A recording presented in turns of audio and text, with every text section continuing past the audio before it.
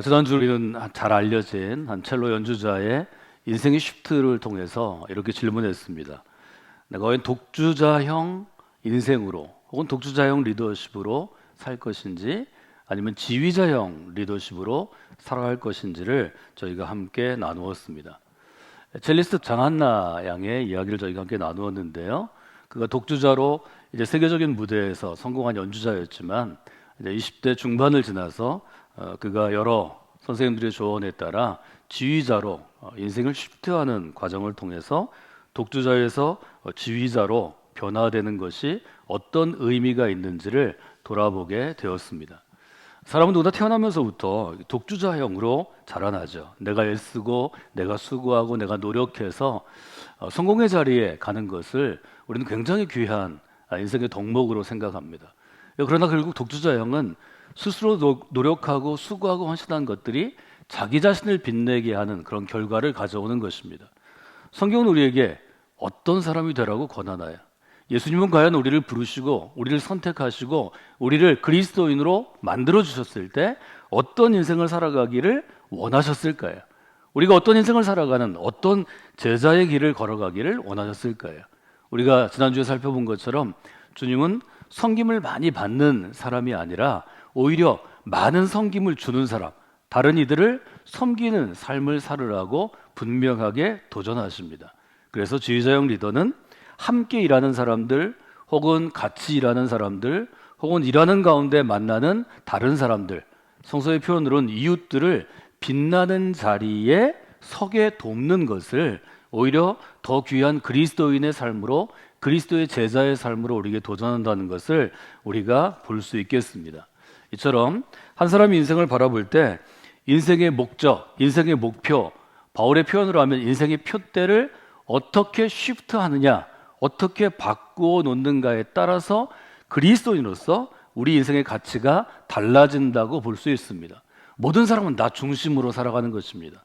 그러나 성숙한 사람, 우리가 우리의 신앙을 벗어나더라도 그래도 좀 더 성숙한 어떤 철학이나 종교가 우리에게 원하는 것은 나 중심의 인생이 확대되어서 우리 중심으로 혹은 공동체 중심으로 확대되는 것을 의미합니다. 우리 모두가 나를 위해 살아오던 인생이었으나 그리스도를 만나고 그리스도인으로 살아감으로 그리스도의 십자가 앞에 무릎 꿇어 그분을 따르겠다고 복종하고 헌신의 서약을 한 다음에 그리스도의 제자로 살아간 다음에는 나 중심에서 그리스도 중심으로, 나 중심에서 신앙 공동체, 교회 중심으로, 나 중심에서 하나님의 나라 중심으로의 아주 근본적인 쉬프트가 이루어지는 것이 신앙이라고 우리는 배웠습니다. 모든 인간은 나만을 위한 삶을 살지만 그러나 주님께서는 우리를 부르시면서 나만을 위한 삶을 살던 우리가 예수 그리스도를 만나고 그분의 십자가 길을 따라가고 부활하신 주님 앞에서 나 아닌 다른 사람, 성경이 얘기하는 타자, 다른 사람, 즉 이웃을 향한 삶으로의 삶의 근본적인 쉬프트, 근본적인 전환이 우리에게 올 것이고 그것을 가능케 하는 것이 성령 하나님의 일이요 역사라고 분명하게 알려주시는 것입니다. 교회 안에서 아니면 한국교회라는 신앙의 역사 안에서 성령을 체험하는 것, 성령이 임하는 것 혹은 전통적으로 성령의 세례를 받는 것은 어쩌면 방언을 하는 것이고 어쩌면 하나님 앞에서 치유의 은혜를 입는 것이고 어쩌면 어떤 다른 것들을 보는 환상을 보는 것일 수 있으나 그것은 교회 안에서 그리스도교라는 종교 안에서의 체험입니다. 가장 큰 것은 성령께서 우리에게 오셔서 나 중심의 삶에서 나 아닌 다른 사람에게로 우리의 눈을, 우리의 시각을, 우리의 관점을 철학적으로는 우리의 퍼스펙티브를 확장시키는 것입니다. 이것이 큰 역사입니다. 나만을 알던 사람이 세계를 능히 품었던 예수 그리스도의 규모로 달라지는 것입니다. 세계를 품은 그리스도인으로 서는 것입니다. 여러분에게 이 근본적인 쉬프트, 근본적인 성화의 역사가 여러분에게 있기를 주님의 이름으로 축원해 드립니다. 이 쉬프트는 바울의 표현으로 보면 옛사람에서 새사람으로의 쉬프트였습니다. 에베소 우리가 4장을 함께 봤는데요, 4장 17절로부터 32절을 두 부분으로 나누어서 설명할 수 있습니다. 첫 부분은 17절로부터 24절 A파트, 첫 파트인데요, 이것은 옛사람과 새사람을 정의하는 바울의 방식이 들어가 있습니다. 바울은 사람을 볼 때 제가 지금 독주자형 사람, 지휘자형 사람 이렇게 구분하는 것처럼 옛사람과 새사람으로 구분했습니다. 어쩌면 독주자형 리더십은 옛사람에 가까운 것입니다. 새사람이 된다는 것은 옛사람에 가까운 독주자형에 가까운 나중심의 사람이 그 인식이 확장되고 그의 생각이 확장되고 그의 마음이 넓어져서 새로운 사람이 되는 것인데, 이것은 지휘자형 리더십에 눈뜨는 것입니다.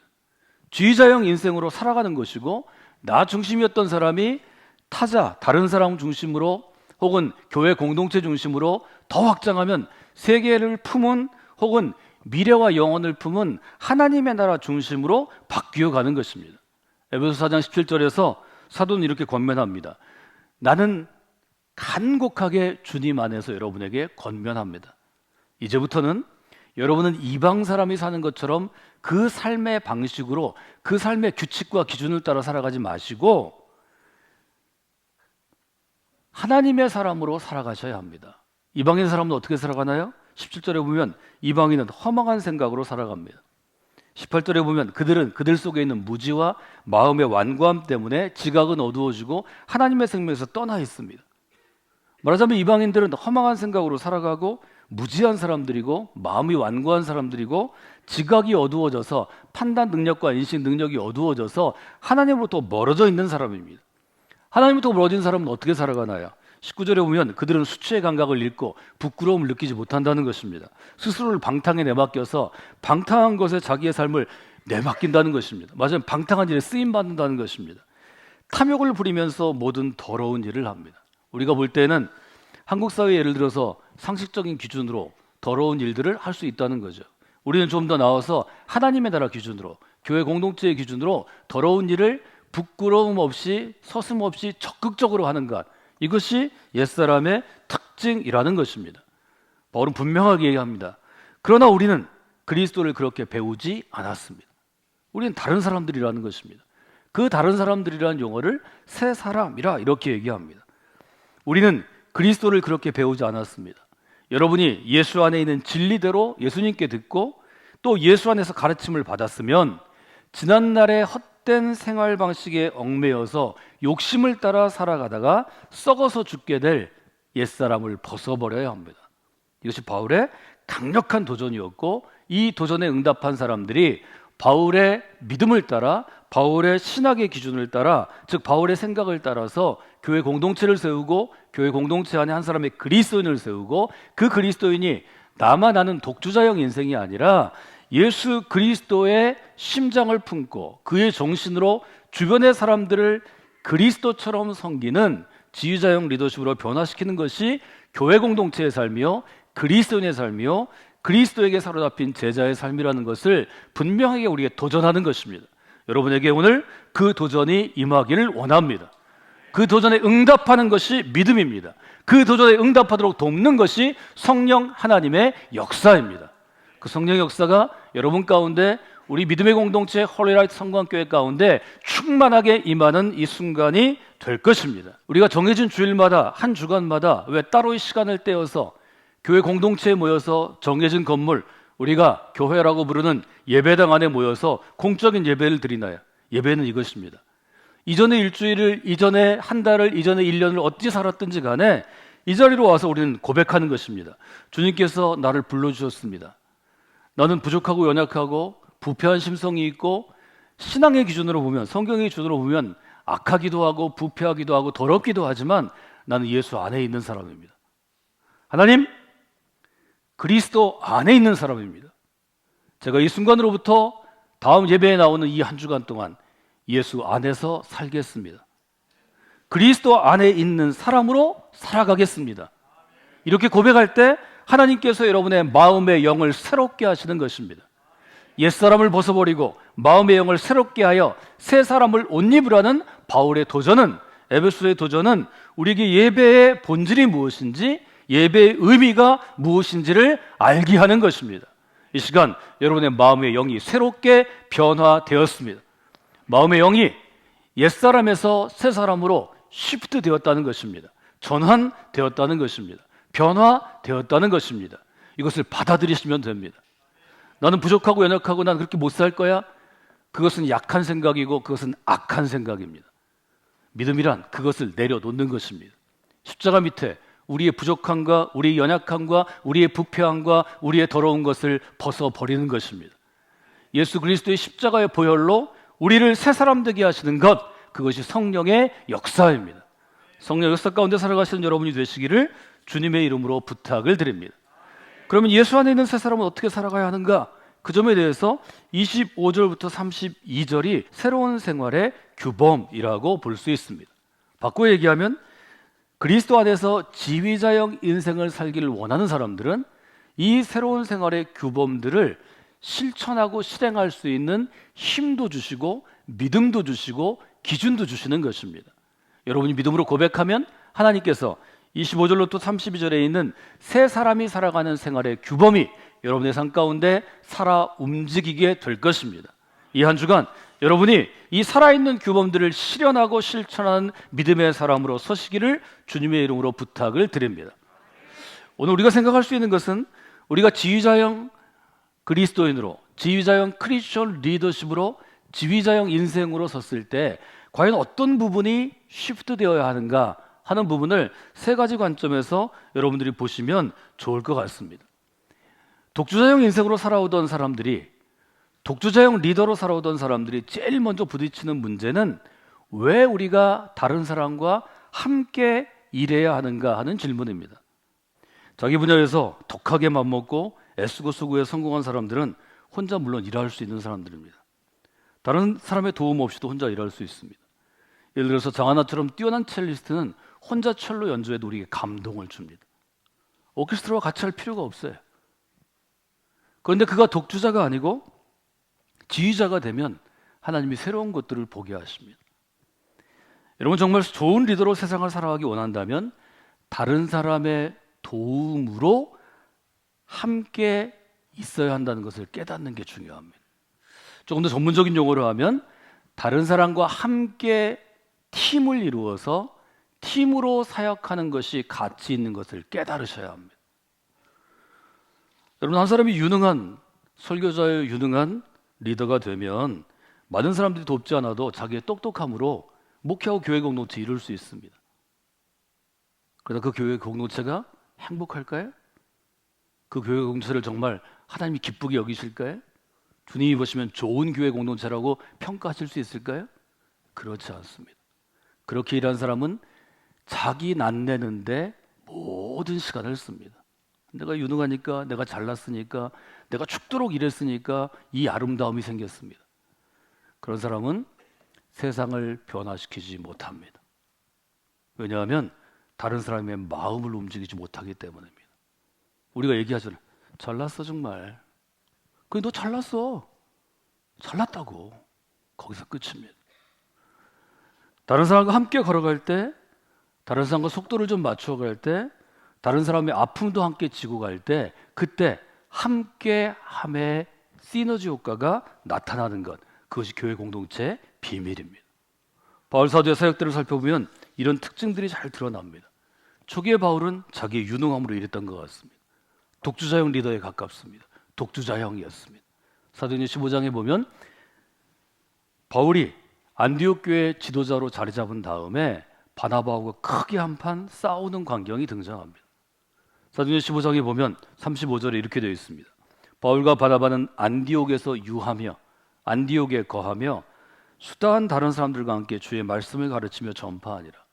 바울과 바나바는 함께 협력해서 하나님 말씀을 가르치고 사람들을 훈련해서 그리스도인으로 세웠습니다. 36절, 며칠 후에 바울이 바나바더러 얘기하되 우리가 주의 말씀을 전한 각성으로 가서 형제들이 어떠한가 방문을 하자 하고, 이제 복음을 전한 곳에 도시마다 다시 가서 우리가 전한 복음이 어떻게 씨앗을 내리고 자라나는지 보자고 얘기했습니다. 37절에 보니까 바나바는 마가라 하는 요한을 데리고 가기를 원했습니다. 38절에 보니까 바울은 밤빌리아에서 자기들을 떠나 함께 일하러 가지 아니한 자를 데리고 가는 것이 옳지 않다고 판단했습니다. 바울은 자기 판단에 아주 확신이 있고 자기 고집이 조금 셌던 사람으로 우리가 기억할 수 있습니다. 결국 바나바와 바울이 의견을 굽히지 않자 39절에 보면 서로 심히 다투어 피차에 갈라서니. 함께 목회해서 안디옥 교회를 부흥케 했던 바울과 바나바, 예를 들면 담임 목사와 돕는 부목사와 같은 이 두 사람의 관계가 심히 사투어는 뭐죠? 멱살잡이 할 정도로 다퉜다는 거죠. 크게 싸웠다는 거죠. 싸우고 보니까 같이 일하는 게 별로 기쁘지 않겠죠. 둘이 타협에 이릅니다. 우리 이제 갈라서자. 바울과 바나바가 갈라섰다는 것입니다. 이 기간이 긴 기간이 아니었습니다. 함께 있던 수년의 기간, 적어도 3년 이내에 이런 일들이 일어났던 걸 볼 수 있습니다. 사람은 이런 것입니다. 사람은 자기의 유능함으로, 자기의 수고로, 자기의 헌신으로 성공하게 되면, 무엇인가 이루게 되면 다른 사람의 의견을 듣지 않습니다. 이래서 자수성가하는 사람들이 무서운 것입니다. 여러분 중에 그런 분들이 있다면 그리스도 안에 있는 것을 감사하십시오. 그리스도 안에서 여러분이 갖고 있는 심각한 굳어짐, 완고함을 깰 수 있기 때문입니다. 하나님이 기회 주시기를 원합니다. 10년, 20년이 지나고 바울이 나이가 들어서 60이 다가왔을 때, 그때 교회 공동체를 바라보며 자기와 똑같은 모습의 유능한 사람들을 바라보며 성도들을 바라보며 교회라는 집을 지는 데는 모든 성도들이 필요하다는 것을 깨닫게 됩니다. 에베소는 서로 연결되어 결합되어 하나의 건물로, 하나의 빌딩으로 우리가 지어져 가고 있다고 표현합니다. 에베소 4장 25절에 보면 성도들을 향한 권면에서 이렇게 되어 있죠. 새 사람이란 거짓을 버리고 이웃과 더불어 참된 것을 말하는 사람입니다. 우리 쉽게 얘기할 수 있죠. 교회 안에서 거짓말하지 말고 참된 걸 얘기해. 왜 그래야 될까요? 그 이유가 훨씬 더 중요합니다. 거짓을 말하지 않고 참된 것을 말하는 것도 좋은 일이지만, 도덕적인 좋은 기준이지만, 더 중요한 것은 그 다음입니다. 이는 우리가 서로 지체가 됨이라. 여기 지체라고 번역했는데요, 이 한자어는 뭘 얘기하나요? 우리 몸을 의미하는 것입니다. 이 부분에 대해서 여러 신학자들이나 아니면 설교가들이 설명을 했는데요, 크리스토스명이라는 분이 이렇게 설명합니다. 이런 지체 중에 우리 눈이 있고 발이 있습니다. 눈은 보는 것, 시각을 통해서 오는 이미지와 움직임을 통해 판단한 것을 뇌신경을 통해서 우리에게 전해줍니다. 그럼 발이 움직이죠. 발은 가는 것입니다. 실행기관입니다. 바퀴와 같은 것입니다. 앞에 큰 도로가 있고 곧게 뻗은 도로가 있어서 눈이 얘기합니다. 앞으로 곧장 걸어가면 돼. 계속 걸어가는데 발을 좀 골탕 먹이우셨습니다. 그래서 앞에 좀 구덩이가 좀 있는데 눈이 안 봤습니다. 얘기하지 않습니다. 발은 그냥 앞으로 걸어가면 되는 줄 알고 쭉 걸어갑니다. 구덩이에 크게 빠졌는데 구덩이가 좀 깊다고 생각해 보십시오. 떨어지면서 발도 부러지고 머리도 깨지고 눈도 상했습니다. 눈이 얘기하지 않았는데, 물론 발은 골탕을 먹었지만 눈도 똑같이 골탕을 먹는 것입니다. 절벽이라고 생각해 보십시오. 떨어져서 몸 전체가 죽었습니다. 어떤 일이 생길까요? 눈이 정직하게 얘기하지 않았기 때문에, 참되게 얘기하지 않았기 때문에 발도 죽었지만 눈도 죽는 것입니다. 여러분, 교회는 그런 것입니다. 여러분, 지휘자형 리더로 쓰임받기 위해서는, 지휘자형 그리스도인으로 여러분이 성장하기 위해서는 이렇게 고백하는 게 중요합니다. 하나님, 제게는 다른 사람의 도움이 필요합니다. 함께 고백하실까요? 하나님, 제게는 다른 사람의 도움이 필요합니다. 한 번 더 할까요? 하나님, 제게는 다른 사람의 도움이 필요합니다. 성공한 사람들은 이 고백을 하는 것을 굉장히 자존심 상해합니다. 유능하고 똑똑한 사람들은 이렇게 고백하는 것을, 아니 내가 다 할 수 있는데 누가 날 도와줘, 이렇게 생각합니다. 여러분, 그것은 아직 성숙하지 않은 것입니다. 독주자형은 내가 다른 사람에게 필요하다고 생각합니다. 다른 사람이 성공하려면 내가 키를, 열쇠를 갖고 있다고 생각합니다. 그것은 아직 조그만 성공에 취해 있기 때문입니다. 큰 성공을 모르기 때문입니다. 아직 조그만 것만 보이기 때문입니다. 큰 규모의 세상이 보이지 않기 때문입니다. 여러분에게 그 큰 눈이 그리스도로 말미암아 열리기를 원합니다. 우리 주변에 하나님 주신 사람들, 내게 맡겨주신 사람들, 혹은 함께 일하는 사람들, 혹은 비즈니스로 얘기하면 클라이언트들, 고객들은 다 내게 필요한 사람들입니다. 하나님이 내게 맡겨주신 사람들입니다. 그 사람들과 함께 일하고 그 사람들의 도움이 필요한 존재가 나라는 것을 깨달을 때 여러분이 독주자형에서 지휘자형으로 쉬프트 되실 수 있습니다. 두 번째로 생각할 수 있는 것은 어떤 것인가 하면 32절의 말씀 같은 것입니다. 32절 이렇게 되어 있죠. 서로 친절하게 하며 불쌍히 여기며 서로 용서하기를 하나님이 너희를 용서하심처럼 하라. 세 가지 단어가 있습니다. 친절함, 두 번째 불쌍히 여김, 세 번째 용서라는 단어입니다. 이 세 가지 단어는 다 어디부터 시작되냐면 우리의 마음이라는 어원으로도 파생되는 단어입니다. 친절한 것도 마음이 열려야 친절해집니다. 누군가를 불쌍히 여기는 것, 긍휼히 여기는 것도 내 마음이 열려야 긍휼히 여겨집니다. 누군가를 용서하는 것도 내 마음이 열려져야 마음속으로부터 용서할 수 있습니다. 유능한 독주자들은 대부분 혼자 일할 수 있는데 어떤 사람은 그것도 아주 잘할 수 있습니다. 그래서 다른 사람의 도움이 필요 없다고 생각할 수 있습니다. 그러나 그런 사람들은 필경 자기의 잘못된 생각의 대가를 여러 번 치르게 될 것입니다. 여러분이 함께하는 사람들이 떠나가고 그 단체가 어려움을 겪고 혹은 단체가 깨어지기도 하고 여러분들이 실패할 수 있습니다. 크게 실패할 수 있습니다. 그 점을 여러분들이 생각하셔야 합니다. 독주자에서 지휘자가 된다는 것은 나와 함께하는 사람들을 이해하려는 노력을 필요로 합니다. 이것은 성숙한 노력입니다. 다른 사람들을 이해하지 못하고 여러분이 그 사람들과 시간을 함께 보내지 않고 그들을 리드하려고만 하면 비극이 일어날 수 있습니다. 다른 사람을 좀 이해할 수 있어야 합니다. 어떤 사람들이 이렇게 얘기합니다. 예를 들어서 임기가 있는 그러한 우리 직분들이 있습니다. 교회 안에서 남성교회 회장을 할 때, 여성교회 회장을 할 때, 또 찬양대회 같은 어떤 기관의 팀 리더십을 할 때, 예를 들어 2년이 임기라고 그러면 내 전임자는 다른 사람들하고 깔깔깔 웃으면서 서로 존중하면서 예절을 지키면 잘 일했는데 내가 일하니까 사람들이 표정이 싹 바뀌었어요. 도와주지도 않고 너 혼자서 잘하세요? 이런 표정이에요. 이런 표정으로 일할 수 있죠. 그럼 우리는 이렇게 얘기합니다. 왜 다른 사람들은 말은 잘 들었는데 내 말을 안 들을까? 문제가 어디 있을까요? 나 자신에게 있습니다.